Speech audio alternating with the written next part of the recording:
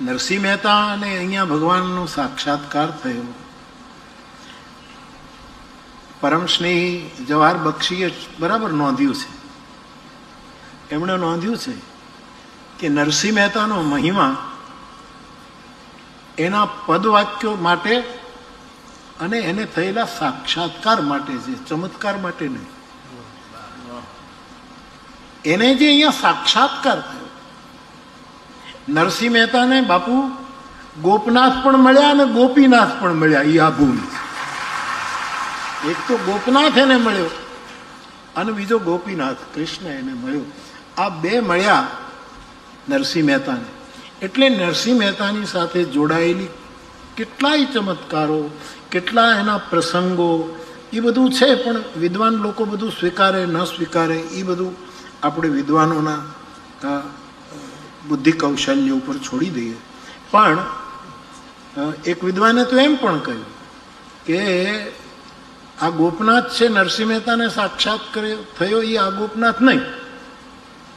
એને 7 દિવસ વનમાં જતા રહ્યા અને ત્યાં એક અપૂજ્ય શિવલિંગની એને સાધના કરી અને એ વનમાં ગયાનો ઉલ્લેખ જ્યારે આપણા વિદ્વાનો કરે છે, અમુક વિદ્વાનો, એ સૌનું પોતાનું દર્શન હોય છે, અવલોકન હોય છે, એનું આપણે સ્વાગત કરીએ. પણ ગોપનાથમાં તો દરિયો છે, વન તો નથી. આ તર્ક છે કે ગોપનાથમાં તો દરિયો છે, અહીંયા વન તો નથી. અને એ વનમાં ગયા 7 દિવસ. પણ મારે વિનમ્રતાપૂર્વક કહેવું જોઈએ કે દરિયાનું એક નામ વનનિધિ છે. બાંધ્યો વનનિધિ નીર નિધિ જલધિ સિંધુ બારીશ. તુલસીદાસજી જ્યારે રાવણ 10 મુખે સમુદ્ર બંધાયો ત્યારે પહેલું નામ વનનિધિ. એટલે વનનિધિ, વનમાં ગયો એટલે આ દરિયાને કિનારે નરસિંહ મહેતો આવ્યો. એમ માનસના શબ્દો દ્વારા વિનમ્રતાથી કહી શકું. બાકી વન જ હોવું જરૂરી નથી. આ વનનિધિ ઘૂઘવાટા મારે છે. આ સમુદ્ર ગોમનાથના, સોમનાથના ચરણ પ્રક્ષાલન કરે છે. એટલે આવું એક પ્રમાણ રામાયણના ગાયક તરીકે મને મળે છે એટલે કહું. પણ નરસિંહ મહેતાના પોતાના શબ્દો, ગામ તળાજામાં જન્મ મારો થયો. કેટલું નસીબ બનતું આ તળાજા ગામ. ગામ તળાજામાં જન્મ મારો થયો, ભાભીએ મૂર્ખ કઈ મેણું દીધું. વચન વાગ્યું એક અપૂજ શિવલિંગને, વન માહે જઈ મેં પૂજન કીધું. ઈ વન માહે, ઈ ગોપનાથ વન નિધિ. એમાં ગિરનારના વનમાં જવાની મને બહુ જરૂર લાગતી નથી. વિદ્વાનો એમ કહે છે કે મેણું માર્યું અને પછી નરસિંહ મહેતા એક અપૂજ્ય શિવલિંગ, અને વન શબ્દ છે એટલે ગિરનારનું જંગલ હોય. એમ પણ હોય, જે હોય સાધુ, એમાં આપણે બહુ નાના પડીએ. પણ વનનો અર્થ પણ સમુદ્ર થઈ શકે.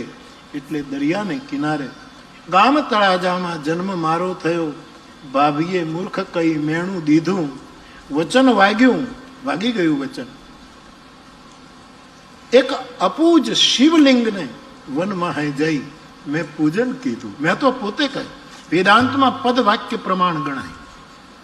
શાસ્ત્ર કરતા પણ શાસ્ત્રોના મુખ્ય જે વાક્યો છે, શ્રુતિ વાક્યો, એ અને પદ, નરસિંહ મહેતાના પદો જ ઘણા પ્રમાણો આપી શકે છે. એના હવે એમાં વિદ્વાનો બહુ મહેનત કરે છે કે પદો એમાં ક્ષેપક હશે, પણ હસ્તપ્રતિઓ દ્વારા 600 વર્ષ થયા. બાપુએ હમણાં આખો ઇતિહાસ આપ્યો. 594 વર્ષ કે એટલા બાપુ સીતારામ બાપુએ કહ્યું આટલા. એટલે 600ની આસપાસ આપણે રમીએ. 600 વર્ષ થયા. ક્યાં પ્રમાણ ગોતવા જઈએ?